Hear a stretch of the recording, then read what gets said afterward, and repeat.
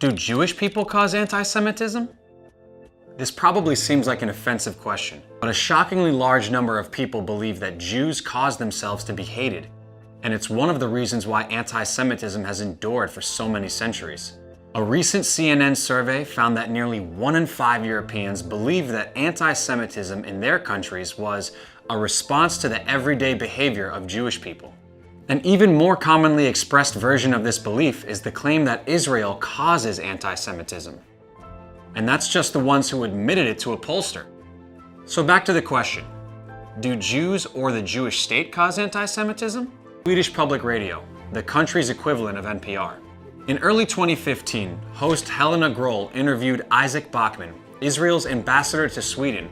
Instead, she asked, do the Jews themselves have any responsibility in the growing anti-Semitism that we see now? Bachman, unsurprisingly, was shocked. Well, I reject the question altogether. The question of how a woman contributes for the fact of being raped is irrelevant altogether. I don't think that there is any provocation the Jews are doing. They just exist.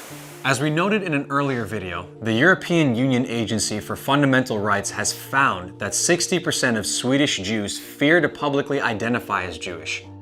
That Groll, a respected member of the media, felt comfortable blaming Jews for their own abuse helps explain why. Groll didn't stop digging, however.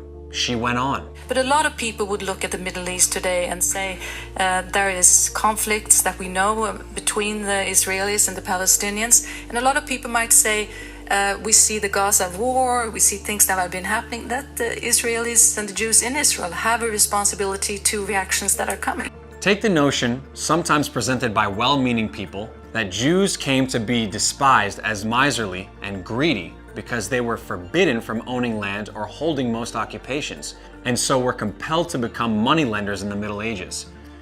The argument is that Jews came to be associated with money and thus hated for their money. Jewish behavior caused Jew hatred. History.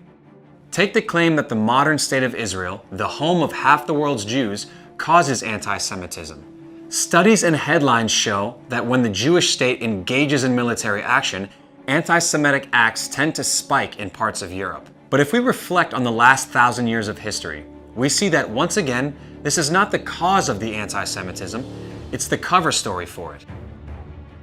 From the Crusades, to the Spanish Inquisition, to the Holocaust, anti-Semitism plagued Europe and beyond long before Israel was established in 1948.